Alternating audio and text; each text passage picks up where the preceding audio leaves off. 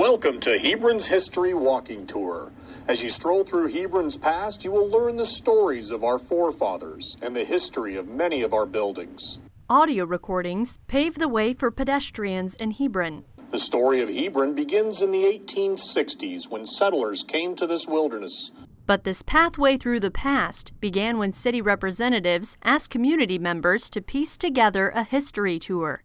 I don't think anyone realizes the rich history that exists within your own communities. 4 Hebron Historical Committee members dedicated 4 years of research to this project. There were a couple other towns in the southern part of Nebraska that had a history tour, so we looked at theirs and then came back and decided how we could model ours to work for us.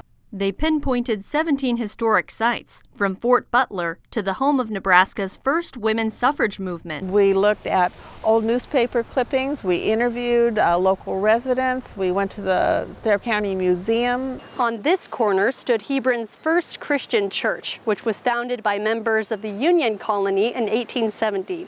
Throughout the decades, the congregation grew and changed until a tornado hit the structure in 1953. Unfortunately, this tornado took out a few historic buildings in Hebron. But thanks to these signs, this history is not gone forever. It's so enjoyable to share these stories with people because history is the story of people. I don't care if it's her story or his story, it's the story of people. And people are fascinating. By simply scanning the QR code, passers-by can read the stories online or listen to recordings by high school students.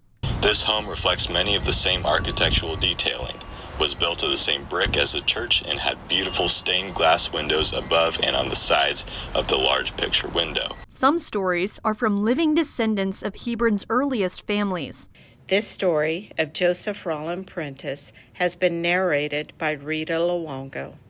I am the great-great-granddaughter of Joseph Prentice. And the historical committee members aren't done researching yet.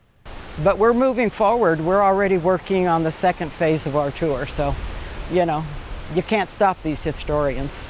Maybe we could get her to edit our 18 hours of recorded things that we've got. 18? I think it's more than that. For Pure Nebraska, I'm Grace McDonald.